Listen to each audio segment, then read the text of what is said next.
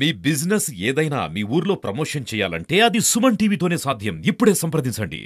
Welcome to Suman TV digital network. నేను మీ బ్రహ్మేంద్ర. మనం ప్రస్తుతం పశ్చిమ గోదావరి జిల్లా భీమవరం మండలం యనమదురు గ్రామంలో ఉన్నాం. నాన్న ఎందుకు వెనకపడ్డాడు?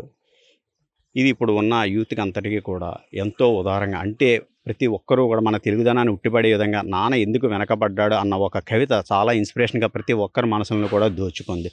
దానికి ఆద్యులు మనతో ఇక్కడ ప్రస్తుతం ప్రకాష్ నాయుడు గారు ఉన్నారు. ఆయన మాటల్లోనే తెలుసుకుందాం.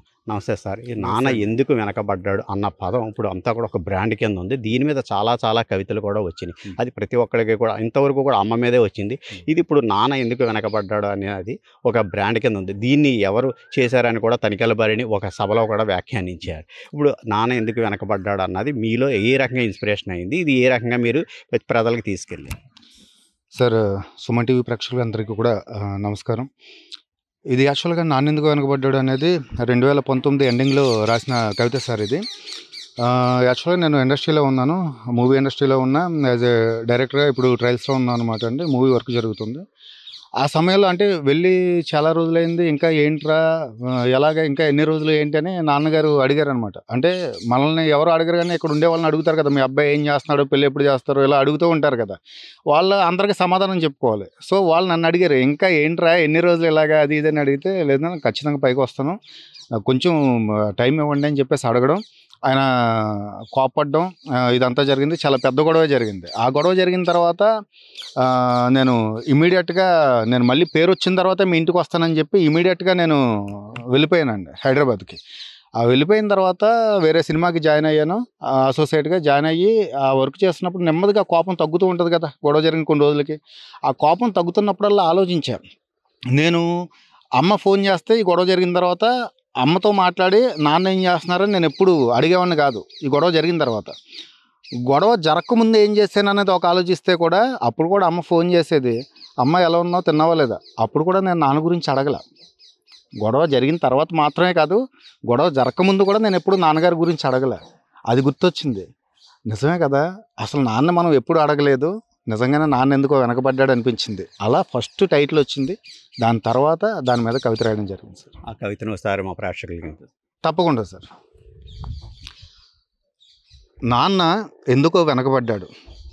అమ్మ 9 నెలలు మోస్తే నాన్న 25 ఏళ్ళు. రెండూ సమానమే అయినా నాన్నెందుకో వెనకబడ్డాడు. ఇంట్లో జీతం తీసుకోకుండా అమ్మ, తన జీతం అంతా ఇంటికే ఖర్చు పెడుతూ నాన్న. ఇద్దరి శ్రమ సమానమే అయినా అమ్మ కంటే నాన్నెందుకో బాగా వెనకబడ్డాడు. ఏది కావాలి అంటే అది వండి పెడుతూ అమ్మ, ఏది కావాలి అంటే అది కొని పెడుతూ నాన్న. ఇద్దరి ప్రేమ సమానమే అయినా అమ్మకొచ్చిన పేరు ముందు నాన్నెందుకో బాగా వెనకబడ్డాడు. ఫోన్లోనూ అమ్మ అనే పేరే, దెబ్బ తగిలినప్పుడు అమ్మ అనే పిలిపే, అవసరం వచ్చినప్పుడు తప్ప మిగతా అప్పుడు గుర్తురానందుకు నాన్న ఎప్పుడైనా బాధపడ్డాడా అంటే ఏమో. ఇద్దరూ సమానమే అయినా పిల్లల ప్రేమ పొందడంలో తరతరాలుగా నాన్నెందుకో చాలా వెనకబడ్డాడు. అమ్మకి మాకు బీరువా నిండా రంగురంగుల చీరలు బట్టలు, నాన్న బట్టలకి దండెం కూడా నిండదు. తనని తాను పట్టించుకోవడం రాని నాన్న ఎందుకో మాకు కూడా పట్టనంత వెనకబడ్డాడు. అమ్మకి అన్నో కొన్నో బంగారు నగలు, నాన్నకి బంగారు అంచున్న పట్టుపంచే ఒక్కటే. కుటుంబం కోసం ఎంత చేసినా తగిన గుర్తింపు తెచ్చుకోవడంలో నాన్నెందుకో బాగా వెనకబడ్డాడు. పిల్లల ఫీజులు ఖర్చులున్నాయి అన్నప్పుడు ఈసారి పండక్కి చీర కొనొద్దంది అమ్మ. ఇష్టమైన కూర అని పిల్లలు మొత్తం తినేస్తే ఆ పూటకి పచ్చడి మెతుకులతోనే ఇష్టంగా తినే నాన్న. ఇద్దరి ప్రేమ ఒక్కటే అయినా మా అమ్మ కంటే నాన్న చాలా వెనకబడ్డాడు. వయసు మళ్ళాక అమ్మ అయితే ఇంట్లో పనికొస్తుంది, నాన్న ఎందుకు పనికిరాడని మేము తీర్మానం చేసేసుకున్నప్పుడు కూడా వెనకబడింది నాన్నే. ఇంత నిస్వార్థ జీవి అయినా నాన్న వెనకబడిపోవడానికి కారణం ఒక్కటే, ఆయన మా అందరికీ వెన్నెముక కావడం. ఇది ప్రజలకు ఉపయోగపడే విధంగా, అంటే ప్రజలకి అందరికీ కూడా నాన్న విషయంలో ఇంత మెమరీస్ ఉండే విధంగా మీరు బుక్స్ అవి కూడా వేశారు అన్నారు. ఇప్పటిదాకా ఎన్ని మీ ప్రచురణ అయ్యి జరిగింది?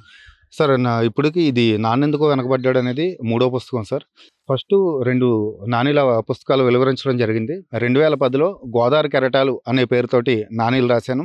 దానికి తనికెళ్ళ భరణి గారు ముందు మాట రాయడం జరిగింది. అది నెల్లూరు జిల్లా రచయితల సంఘం వారి రాష్ట్ర స్థాయి అవార్డు కూడా గెలుచుకుంది. తర్వాత 2013లో మొగలి చెరువు అనే నానీల సంపుటి వేయడం జరిగింది. అది సి నారాయణ రెడ్డి గారి చేతుల మీద ఆవిష్కృతం జరిగింది అది. ఇది మళ్ళీ 2024లో నాన్నెందుకు వెనకబడ్డాడు పేరుతో ఇది కవితల పుస్తకం వేయడం జరిగింది. అలా ఇది 3వ కవితా సంపుటి. మీ గోల్ ఏంటి? సార్ బేసిక్‌గా నేను రైటర్‌ని ముందు నుంచి కూడా డైరెక్షన్ డిపార్ట్మెంట్‌లో చేశాను. ఈటీవీ భాగవతానికి కూడా నేను వర్క్ చేశానండి అసిస్టెంట్ డైరెక్టర్‌గా.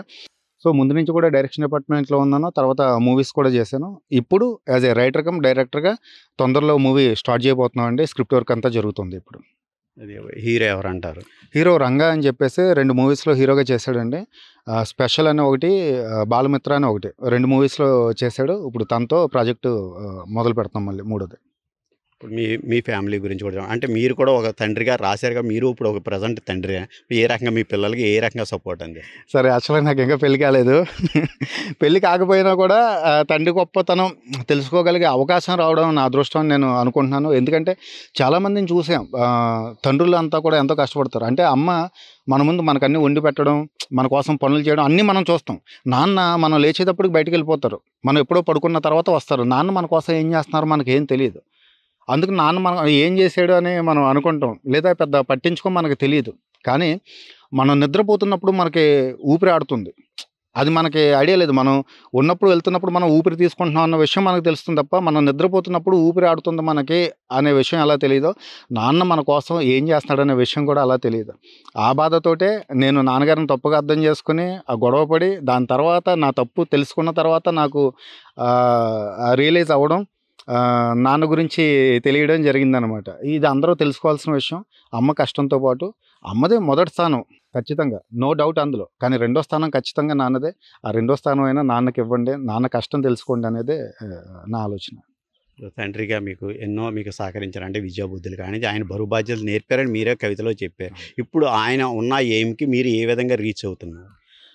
సార్ ఏ తల్లిదండ్రులైనా పిల్లలు ఓ మంచి పేరు సంపాదించుకోవాలి, డబ్బు సంపాదించుకోవాలి, సమాజంలో ఒక మంచి అంటే ఎలాంటి చెడ్డ పేరు తెచ్చుకోకుండా మంచి పేరు తెచ్చుకోవాలనేటువంటి ఆలోచన ప్రతి తల్లిదండ్రికి ఉంటుంది వాళ్ళ బిడ్డల గురించి. నా విషయానికి వస్తే చిన్నప్పటి నుంచి నేను పుట్టి పెరిగింది ఎక్కడైనా, ఏనాడు ఒక్క కోడిపందాలకు కూడా కనీసం చూడడానికి వెళ్ళలేదు. కోడిపందాలు ఎప్పుడు ఆడలేదు. జూదం కానీ ప్యాకెట్ల జోలికి అసలు ఎలాంటివి వెళ్ళలేదు. అది వెళ్ళేవాళ్ళు తప్ప అంటే కాదు. నేను ఎప్పుడూ అలాంటి వాటికి వెళ్ళలేదు. ఆ రకంగా ఊళ్ళో వీళ్ళ పిల్లలు అలాంటి చోట్లకి ఎక్కడికి రారు అనే ఒక మంచి పేరుంది. దాంతోపాటు ఈ కవిత అంటే అంత దూరం నుండి కూడా ఎట్లాంటి చెడు అలవాట్లకు కానీ, చెడు దారులకు కానీ బానిస కాకుండా చాలా జాగ్రత్తగా ఉంటూ, మనం పెరిగిన వాతావరణం కానీ, ఇంట్లో వాళ్ళ పేరు నిలబెట్టాలనే ఉద్దేశంతో కానీ, చెడు అంటే కూడా భయం చిన్నప్పటి నుంచి. సో, ఆ దారులకు వెళ్ళకుండా చాలా జాగ్రత్తగా ఉంటూ, పద్ధతిగా ఉంటూ అదే వీళ్ళు నేర్పిన అదే సంస్కారాన్ని కొనసాగిస్తూ ముందుకు వెళ్ళాను. దానివల్ల చాలా మంచి వాళ్ళని, చాలా పెద్దవాళ్ళని, చాలా గొప్ప హృదయం ఉన్నటువంటి వాళ్ళని నేను సంపాదించుకోగలిగాను. ఇది 9th క్లాస్ తెలుగు టెక్స్ట్ బుక్‌లో ఏపీ గవర్నమెంటు, జగన్ గారి గవర్నమెంటు అది పిల్లలకి 9th క్లాస్ తెలుగు టెక్స్ట్ బుక్‌లో నా పేరుతో, భరణి గారి పేరుతో పిల్లలకి ప్రాజెక్ట్ వర్క్ కింద కూడా ఇచ్చింది. అంటే ఒక చరిత్రలో ఒక పేజీ సంపాదించుకుంది. ఇది చాలా గౌరవంగా నాన్నగారు వాళ్ళు చాలా సంతోషపడ్డారు. ఇక నుంచి డబ్బు కూడా సంపాదించాలి, అది కూడా ఆనందపడతారు కాబట్టి, పేరొచ్చింది ఇక నుంచి డబ్బు కూడా సంపాదించాలి. ఈ విలువలను మాత్రం ఇలా కాపాడుకుంటూ వెళ్ళాలనేది నా ఆలోచన సార్. తండ్రి గారి గోల్ ఎప్పటికి నెరవేర్చబోతున్నారు? అతి తొందరలోనే అండి. అంటే ఇప్పటికే ఆలస్యం అయింది కానీ మరి ఏదైనా అవ్వాల్సిన టైంకి జరగాల్సిన టైం రావాలి కాబట్టి అప్పటిదాకా ఓపికగా ఉండాలి. మనం అలా ఉన్నాం కాబట్టి ఖచ్చితంగా అతి తొందరలోనే ఈ సంవత్సరంలోనే ఆయన అనుకున్నది కూడా నేను చేస్తానని నేను అనుకుంటున్నాను.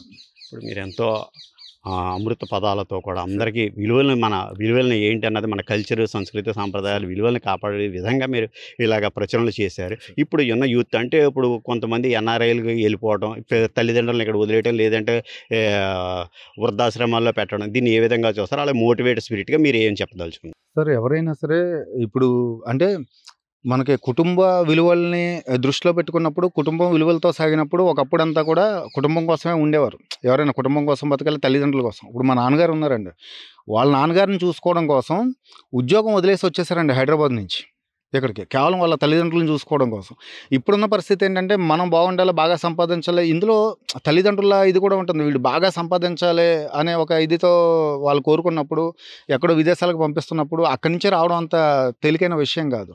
కానీ తల్లిదండ్రులేమో ఇక్కడి నుంచి వదిలి, ఒక ఊర్లో అలవాటైన వాళ్ళు ఇక్కడి నుంచి వదిలి వెళ్ళలేరు. అయితే ఏంటంటే భరణి గారు ఈ కవిత గురించి చెప్తూ మొన్న మన సుమన్ టీవీకి ఇచ్చిన ఇంటర్వ్యూలో భరణి గారు ఒక మాట అన్నారు. అప్పటిదాకా కూడా నాకు తెలియదు.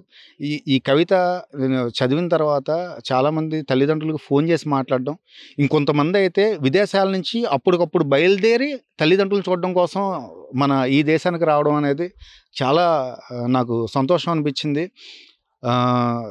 ఎవరైనా సరే మనం ఎంత సంపాదించినా తల్లిదండ్రులు ఉన్నప్పుడు మాత్రమే చూసుకోగలుగుతాం. అది మనం ఉన్నప్పుడైనా, వాళ్ళు ఉన్నప్పుడైనా. ఎవరు లేనప్పుడు మనం ఏం చేయలేం. కాబట్టి ఎప్పుడైనా సరే ఇక్కడ మనిషి శాశ్వతం కాదు కాబట్టి, మనుషులు శాశ్వతం కాదు కాబట్టి ప్రేమంతా వాళ్ళ మీద చూపించండి. డబ్బు అనే దాని మీద తక్కువ చూపించాలనేది నా ఆలోచన. ఇది మనకి ప్రకాష్ నాయుడు గారు ఆయన చేసిన కవిత నాన్న ఎందుకు వెనకబడ్డాడు. ఈ కవిత ద్వారా కూడా ఎంతోమంది యువత ఇన్స్పిరేషన్ అయ్యారని, ఎప్పుడూ కూడా వారు ఉన్నంతసేపు కూడా మనం వాళ్ళని సుఖ సంతోషాలతో ఎంతో ఆదరాభిమానాలతో మనం కూడా చూసుకోవాలని, ఈ వృద్ధాశ్రమాలు వీటికి ఫుల్గా అవాయిడ్ చేసి మనతోనే వాళ్ళని కలుపుకొని మనతో సామరస్యంగా సహకుటుంబంగా కూడా ఉండాలని తెలియజేస్తున్నారు. కెమెరామెన్ నవీన్తో Brahmendra, Suman TV digital network.